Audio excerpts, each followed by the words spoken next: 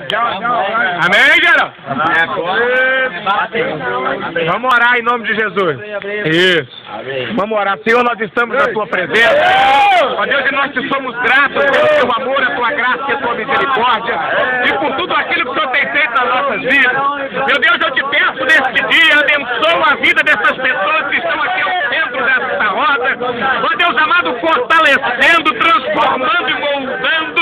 Meu Deus e meu Pai, dá condições, Senhor, para que eles possam vencer essa etapa da vida deles. Meu Deus, abra as janelas do céu sobre eles, fortalece eles, e repreenda em nome de Jesus aquilo que não provém de ti. Meu Deus e meu Pai, que eles possam sair daqui vitoriosos para a glória do teu nome. Amém, amém e amém. Vamos falar o nosso lema. Por mim, pela minha família. Por mim, pela minha família. Por mim, pela minha família.